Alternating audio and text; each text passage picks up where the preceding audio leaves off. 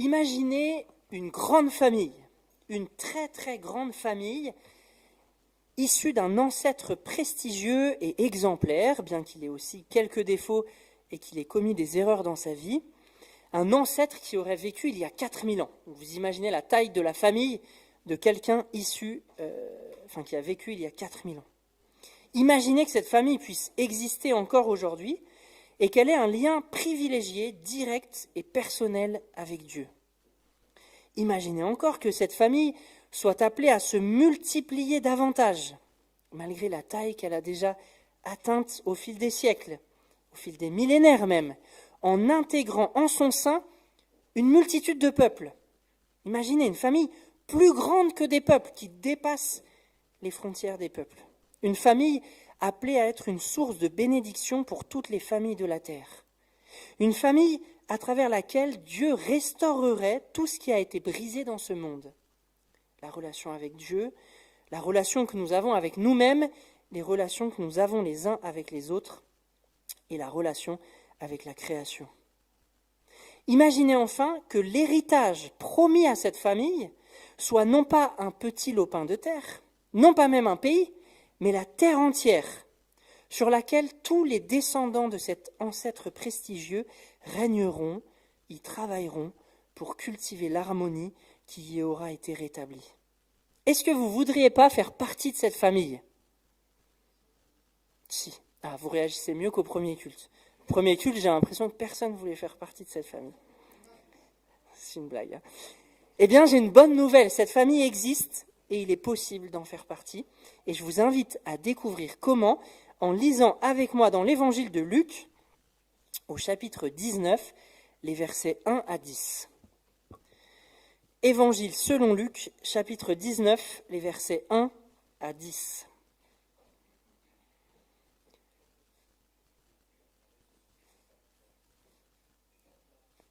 Jésus entra dans la ville de Jéricho et la traversa. Or, il y avait là un homme nommé Zachée. Il était chef des collecteurs d'impôts et riche. Il cherchait à voir qui était Jésus, mais il ne le pouvait pas à cause de la foule, car il était petit.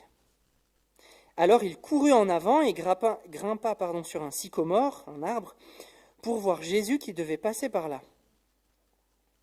Lorsque Jésus fut parvenu à cet endroit, il leva les yeux et l'interpella. « Zachée, dépêche-toi de descendre, car c'est chez toi que je dois aller loger aujourd'hui. » Zachée se dépêcha de descendre et reçut Jésus avec joie. Quand les gens virent cela, il y eut un murmure d'indignation. Ils disaient « Voilà qu'il s'en va loger chez ce pécheur !» Mais Zachée se présenta devant le Seigneur et lui dit « Seigneur, je donne la moitié de mes biens aux pauvres, et si j'ai trop pris d'argent à quelqu'un, je lui rends 4 fois plus. » Jésus lui dit alors « Aujourd'hui, le salut est entré dans cette maison, parce que cet homme est lui aussi un fils d'Abraham. Car le Fils de l'homme, Jésus, est venu chercher et sauver ceux qui étaient perdus. » Amen. Je vous invite à prier. Seigneur, ta parole est la vérité. Nous voulons nous laisser transformer par toi, par ta parole qui nous est infusée par l'Esprit Saint qui est en nous, qui vit ici parmi nous et en nous. Amen. Alors que Jésus déclare devoir loger chez Zachée et que Zachée l'accueille avec joie chez lui, la foule qui assiste à la scène s'indigne et murmure contre Jésus et contre Zachée en se demandant « Mais comment Jésus peut-il aller manger chez un pécheur notoire comme Zachée ?» Autrement dit, ils ne reconnaissent pas Zachée comme un véritable descendant d'Abraham, l'ancêtre prestigieux dont je parlais dans mon introduction. Et pourquoi ? Pourquoi refuse-t-il à Zachée ce statut de descendant d'Abraham, de fils d'Abraham ? Eh bien parce que Zachée est un collecteur d'impôts. Je ne sais pas si vous aimez les collecteurs d'impôts, mais à l'époque, en tout cas, les gens détestaient les collecteurs d'impôts. Parce que déjà, ils venaient prélever les impôts chez eux, c'est jamais très agréable, mais surtout parce qu'ils prélevaient plus que ce qu'ils avaient le droit de prélever pour se constituer un gros salaire au passage. Et peut-être plus encore parce que les collecteurs d'impôts qui étaient juifs, Zachée est un homme juif, travaillaient à la solde des Romains. C'est pour l'Empire romain que les collecteurs d'impôts prélevaient les taxes parmi le peuple juif. Et ils étaient donc considérés comme des collabos, comme des gens qui travaillaient avec l'occupant romain et qui prélevaient l'argent à la solde de l'occupant romain.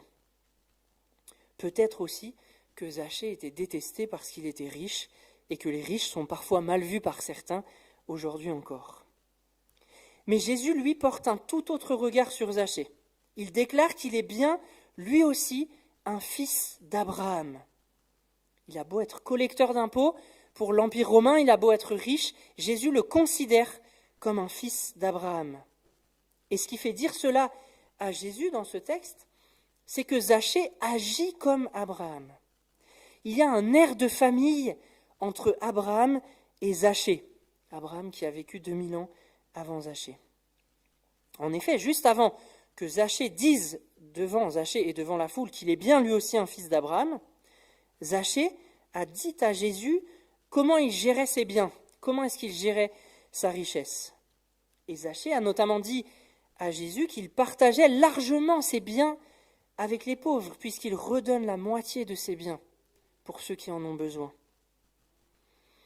Il y a une petite hésitation là dans l'interprétation du texte pour savoir si en disant cela, Zachée décide de changer à l'instant où il est devant Jésus. Zachée est-il en train de dire à Jésus, désormais, je donne la moitié de mes biens aux pauvres, je redonne 4 fois plus à ceux à qui j'aurais trop pris? Ou est-ce une habitude qu'il a déjà et pour laquelle il informe Jésus? Ce qui fait hésiter les commentateurs, c'est le temps des verbes. Zachée parle au présent. Je donne la moitié de mes biens aux pauvres, je redonne 4 fois plus à ceux à qui j'aurais trop pris. Dans tous les cas, il me semble qu'on peut affirmer que Zachée a vécu un changement, que ce soit à l'instant présent devant Jésus ou quelques jours avant, quelques semaines ou quelques années avant. Zachée a vécu un changement de vie sur la base, dans le domaine de la gestion de ses biens. Et ce qui me fait dire cela, c'est que Jésus dit à propos de Zachée, à la fin de notre texte, qu'il est venu chercher et sauver ce qui était perdu. Et c'est une formule que Jésus avait déjà employée plus tôt dans l'évangile de Luc, au chapitre 15, si je ne dis pas de bêtises, et que Jésus avait employée pour décrire les personnes qui se repentent de leur comportement, qui se détournent de leurs péchés pour mener une vie droite et juste devant Dieu. Donc si Jésus remploie cette formule ici à propos de Zachée, c'est très certainement que Zachée, à un moment donné, soit à l'instant devant Jésus, soit précédemment, s'est détourné d'une mauvaise gestion de ses biens, d'une vie peut-être pas tout à fait droite dans sa manière de collecter les impôts. Donc peu importe quand, Zachée a pris une décision à un moment donné de changement de vie radical. Et on pourrait se demander si Zachée n'a pas pris cette décision en entendant l'appel au changement de Jean-Baptiste. Parce que ce qu'il se passe ici dans notre scène rappelle fortement le discours de Jean-Baptiste au chapitre 3 de l'évangile de Luc, et plus particulièrement l'appel de Jean à changer radicalement de mode de vie pour marcher devant Dieu et selon la vie que Dieu veut que nous menions. Au chapitre 3, je vous lis quelques extraits du chapitre. Il est écrit que Jean disait à ceux qui venaient en foule se faire baptiser par lui, « Espèce de vipère, qui vous a enseigné à fuir la colère de Dieu qui va se manifester? Produisez plutôt pour fruit des actes qui montrent que vous avez changé. Ne vous contentez pas de répéter en vous-même, nous sommes les descendants d'Abraham. » Vous voyez le lien avec notre texte. Car regardez ces pierres, je vous déclare que Dieu peut en faire des descendants, des enfants d'Abraham. Les autres évangiles s'arrêtent là, mais Luc continue et il écrit « Les foules lui demandèrent alors à Jean, « Que devons-nous faire ?» Il leur répondit, « Si quelqu'un a 2 chemises, qu'il en donne une à celui qui n'en a pas. Si quelqu'un a de quoi manger, qu'il partage avec celui qui n'a rien. » Est-ce que Zachée a entendu le discours de Jean-Baptiste, soit directement, soit par des collègues qui lui auraient rapporté, puisqu'il y avait là des collecteurs d'impôts, et qu'il aurait, suite à ce discours, pris la décision de changer? Dans tous les cas, Zachée met en application ce que Jean prêchait ici. Il produit des fruits qui montrent qu'il a changé, jusque dans la gestion de ses biens en partageant la moitié avec les pauvres. Et ce que cela nous enseigne, c'est que sont fils et filles d'Abraham, celles et ceux qui produisent des actes montrant qu'ils ont changé, en particulier dans le partage de leurs biens avec les pauvres. Sont fils et filles d'Abraham, ceux qui sont généreux, qui partagent, qui vivent le royaume avec les biens qui leur ont été confiés par Dieu. Et je ne sais pas comment vous comprenez ça, mais j'ai l'impression que naturellement on envisage ce partage des biens souvent sous l'angle de la charité, de la générosité. Et assurément, c'est de la charité et de la générosité. Mais la Bible va plus loin que ça. Plusieurs textes dans la Bible parlent de ce comportement de partage de nos biens avec les pauvres comme la mise en pratique de la justice et du droit. Pas seulement de la charité et la générosité, mais comme une vie de justice et de droiture. Marcher selon la droiture et la justice devant Dieu implique pour la Bible de donner son pain à celui qui n'en a pas, de donner des vêtements à celui qui n'en a pas. Si vous voulez creuser ces aspects, vous pouvez relire le portrait de l'être humain juste selon Dieu en Ézéchiel 18. Et il s'agit du portrait de l'être humain juste, pas seulement de l'être humain bon et généreux. Partager ses biens avec les nécessiteux relève aussi de la justice dans la vie avec Dieu. Zachée dit donc à Jésus qu'il partage la moitié de ses biens avec les pauvres, et il ajoute aussi qu'il exerce, ou qu'il décide désormais d'exercer, son travail de collecteur d'impôts avec intégrité. Et je vous l'ai dit tout à l'heure, les collecteurs d'impôts, à l'époque, avaient l'habitude de prendre beaucoup plus que ce que la loi fixait et que ce que l'Empire romain leur demandait de prélever pour se constituer un gros salaire à l'occasion des prélèvements de taxes. Mais Zachée dit à Jésus que s'il a prélevé trop d'argent à quelqu'un, il lui rendra 4 fois plus. C'est 20 fois plus que ce que la loi de l'Ancien Testament exige. La loi de l'Ancien Testament, la loi de Moïse, dit que si on a lésé quelqu'un d'une certaine somme, il faut non seulement lui rendre la somme, avec 1/5 en plus. Zachée, lui, s'engage à faire 20 fois plus que ce que la loi exige, en rendant 4 fois plus s'il a pris trop à quelqu'un. Et là encore, on peut se demander si Zachée n'a pas entendu le discours de Jean-Baptiste. Je continue juste la lecture en Luc 3. Après que la foule ait demandé à Jean-Baptiste quoi faire et qu'il ait dit si quelqu'un a 2 chemises, qu'il partage avec celui qui n'en a pas, on nous dit qu'il y avait des collecteurs d'impôts qui étaient là, qui ont entendu le discours de Jean et qui viennent se faire baptiser. Ils demandent à Jean, eux aussi, « Maître, que devons-nous faire ?» Et Jean leur répond, « N'exigez rien de plus que ce qui a été fixé. » Sont fils et filles d'Abraham, celles et ceux qui vivent et travaillent avec intégrité, avec honnêteté, et qui n'usent pas de leur autorité pour s'enrichir au détriment des autres. Sont fils et filles d'Abraham, celles et ceux qui travaillent avec intégrité et honnêteté, et qui n'utilisent pas leur statut, leurs privilèges pour écraser les autres et pour s'enrichir à leur détriment. Et vous, avez-vous, comme Zachée, un air de famille avec Abraham? Mais au fait, comment devient-on fils et fille d'Abraham? Est-ce en cherchant à lui ressembler? Est-ce par notre propre comportement? Le texte pourrait laisser penser qu'on devient descendant d'Abraham par nos propres œuvres. Mais la grâce est loin d'être absente de cette scène. Zachée, certes, c'est pas facile à dire ça, Zachée, certes, est dans une démarche de recherche. Il voudrait voir qui est Jésus. Remarquez qu'il ne veut pas juste voir Jésus, il veut voir qui est Jésus. Il cherche à connaître Jésus. Mais c'est Jésus qui le trouve. C'est Jésus qui le trouve en levant les yeux vers lui, alors que Zachée est perché dans le sycomore. C'est Jésus qui lève les yeux vers lui et qui lui dit qu'il doit loger chez lui aujourd'hui.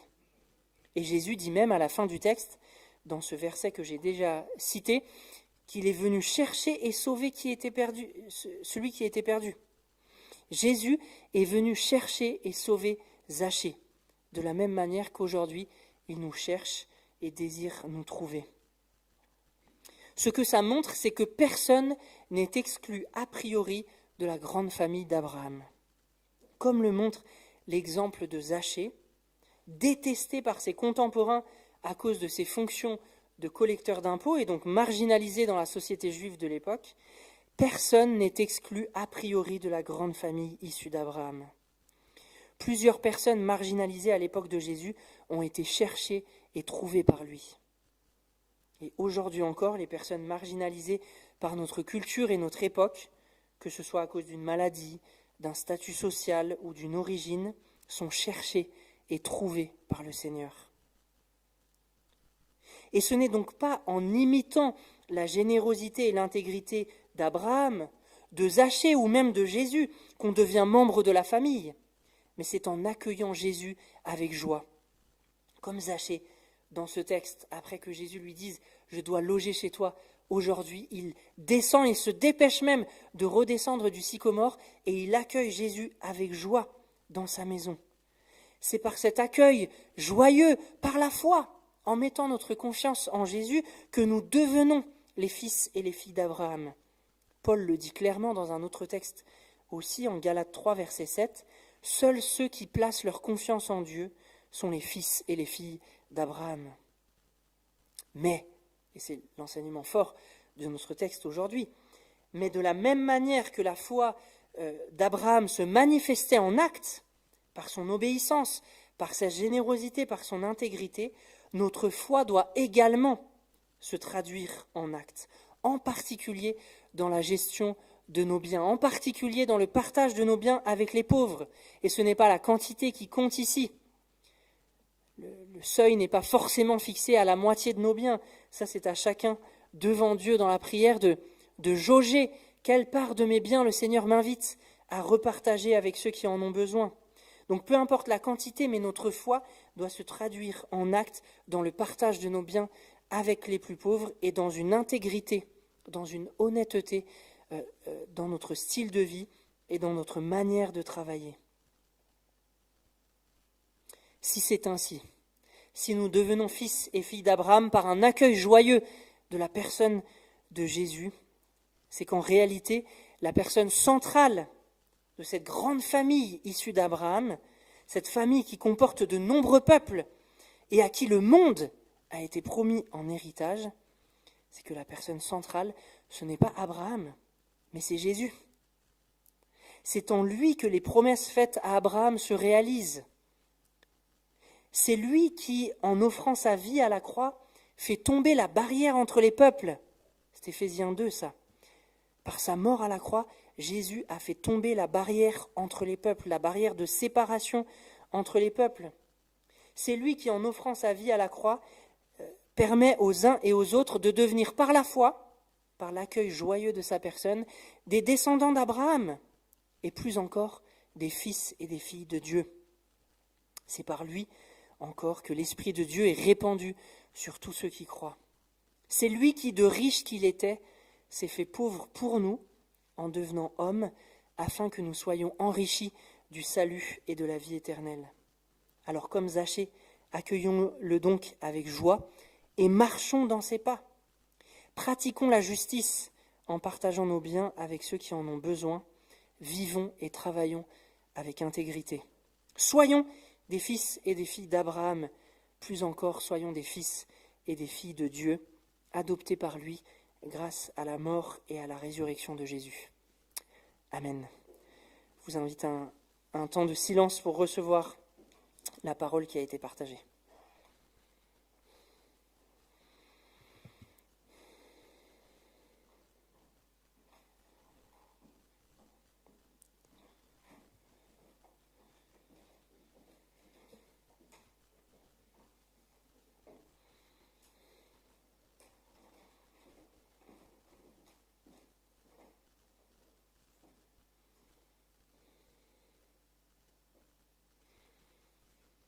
Seigneur, merci parce que en toi nous pouvons devenir participants d'un plan, d'une famille qui traverse les siècles et même les millénaires.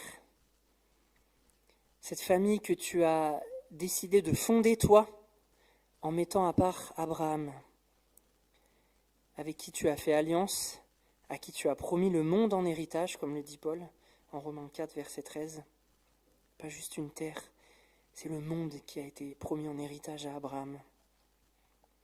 Toi qui as promis à travers cette famille de bénir toutes les familles de la terre, et tu réalises toutes ces promesses en ta personne, parce que tu t'es fait homme, que tu as marché parmi nous, que tu nous as révélé le Père, que tu as offert ta vie et que tu es ressuscité, pour que tous ceux et toutes celles qui t'accueillent avec joie, et Abraham comme ancêtre, et soient adoptés comme fils et filles de Dieu. Merci de nous rappeler ces promesses, de nous rappeler ce plan gigantesque qui traverse l'histoire de l'humanité et auquel tu veux nous faire participer. Et merci de nous rappeler aussi que lorsque nous plaçons notre foi en toi, celle-ci doit se traduire par des actes, celle-ci doit porter du fruit montrant que nous avons bel et bien changé, que nous avons un air de famille avec Abraham, avec Zachée, avec toi-même Jésus, avec tous ceux qui nous ont précédés et qui ont vécu le royaume dans le domaine de la gestion de leurs biens. Seigneur, inspire-nous par ton esprit pour que nous aussi, nous marchions selon ta justice, selon ton droit, en partageant nos biens avec ceux qui en ont besoin, en vivant et en travaillant avec intégrité. Amen.